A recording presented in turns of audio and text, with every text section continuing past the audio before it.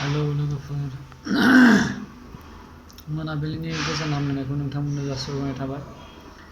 लोगोसे दिनैनि आं नैबे भिडिअ मोनसे शुट खालामदों। बे खालामनायनि गुबै थांखियानो जाहैबाय मा खालामनो दुखुथिया मोनसे जाब्रबथाय जानानै थांदों। फंबाय जाहा कमफादार फंबाया दा बे जानानै थांनायनि बारैनो आं नोंथांमोननि सिगाङाव माबोरै जाया माबोरै माया बिनि डिटेल्सखौ आं नोंथांमोननि सिगाङाव होनो थांगासिनो दं। दा नोंथांमोना मोजाङै फुरा नायजोबालासिनो नोंथांमोना जाहाथे कमेन्टफोरखौ उल्थां फाल्थां हरा, बिनि थाखाय नोंथांमोना भिडिअखौ जोबजासिम नायलां।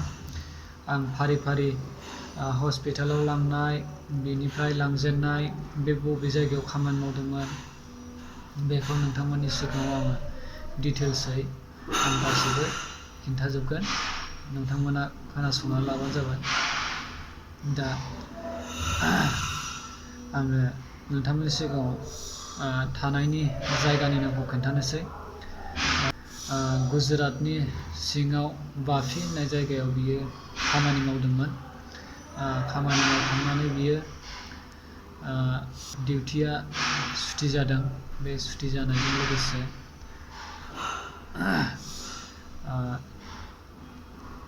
बिदिनो खामानि जोबनायजों लोगोसे एसे माने गावबो निसा लाग्रा नालाय, माने जौ एसेबाबो मोनलोंनो लुबैयो, लोंनो थाखाय लोंग्रा मानसि। दा माने एसे पेक एसेसो माने लोंनानै माने फन रायज्लायनो होननानै दा जिथु आं जिरायदों बे जिरायनाय खाथियाव माने गोजौआव बियो थांदोंमोन। थांनानै दा हरनि 12था जाबायमोन आरो बिस्थिबार बाराय, सेप्तेम्बरनि बिस्थिबार बाराय। ओमफ्राय मोनानि 12था समाव बिथाङा जाब्रबथाय जादों। नोंथांमोना भिडिअखौ जोबजासिम नायलां। नायनानै आङो नोंथांमोननि सिगाङाव फोरमायथिलांगासिनो दङ। अन्नानै जोबजासिम नायलां भिडिअखौ। बेनो कमफादार उन्दुग्रा बिसिनाया बेनोमोन। बेनो। बिदिब्ला खोनासंलांदो लोगोफोर। मानसिखौ हराव मोननाय जायाखै। जेब्लानाखि सोराङो अब्ला जेबोआनो लोर सोर खालामनो हायामोन। ओरैबायदि जारला जादों लोगोफोर, माने मानसिखौ आखाइजोंनो दैखांनो हायाखै। बेनिखायनो फ्लाइबर्ड फिसाखौ लानानैनो सांगिनानै लाबोनांगौ जादों।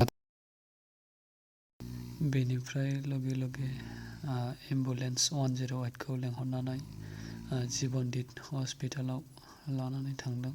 बेनिफ्राय लांनायजों लोगोसे आरो बेवहाय हायैनि थाखाय आरो गुबुन मोनसे हस्पिटालाव लांनाय जादों।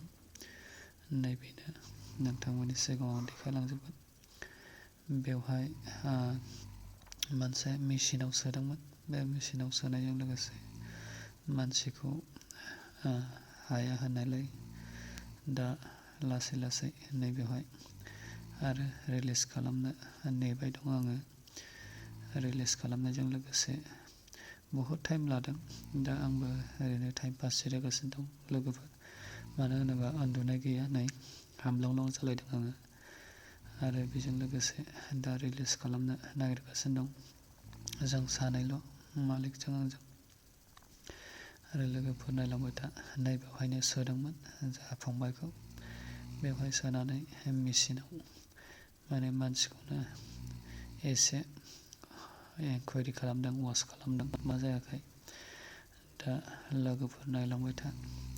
बहुद खस्थ' मोनदों आंबो जाजेननायनिफ्राय। दा नोंथांमोना नायबानो जाबाय। दा बेवहायबो जाला जाहैबाय। गुबुन दाबसेयाव लांनांसिगोन जाहैबाय। दा जोङो आग बारायनो नागिरबाय, रिलिज लाबाय। दानो जों दावबायबाय आरो दा बहा लांदों होननानै खोनायोब्ला नोंथांमोना आसरित मोनगोन। दा जों मोनसे गिदिरथार सिटि सुरत होननाय जायगायाव फंबायखौ लाबोगासिनो मोनफैबाय जोङो मोननायजों लोगोसे नोंथांमोना मिथिबायनो हस्पिटाला गिदिरानो सिभिल हस्पिटाल बेयो बहुद गिदिर नोंथांमोनानो लांबाय था।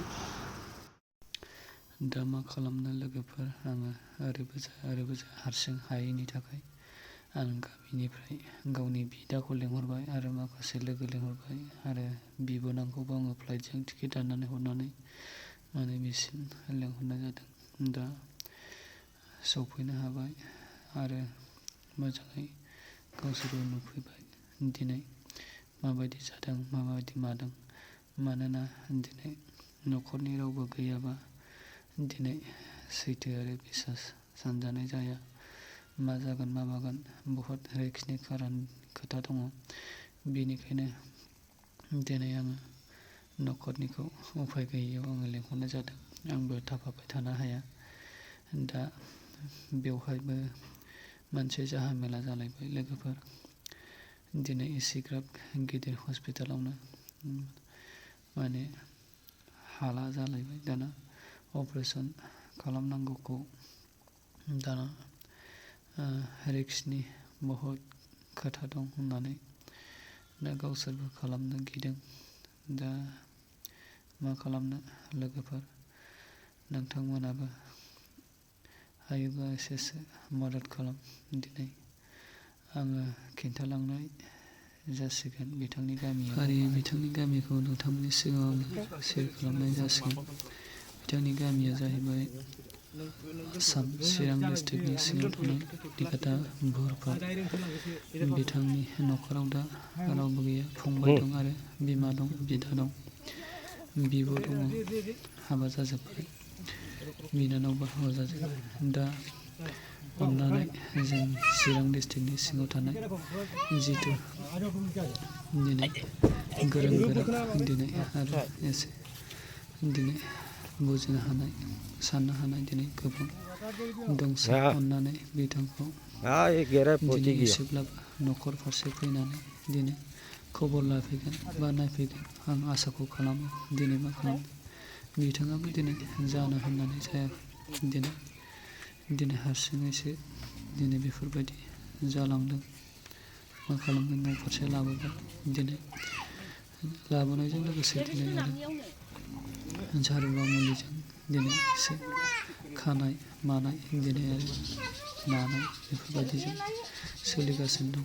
दा नै न'आव साबो खस्थ' मस्थ' बिथांखौ सानथाम बिदिनो सानथामसो लादों।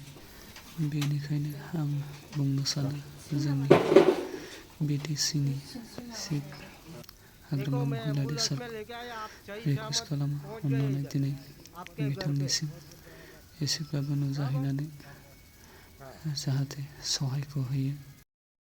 जिथु गोलैनाय बिल्डिं बे बिल्डिंआ बेनो लोगोफोर जोबथा गोजौआव जिरायनानै बे फंबाया फन रायलायनाय गोलैनाय बिल्डिंआ बेनो लोगोफोर।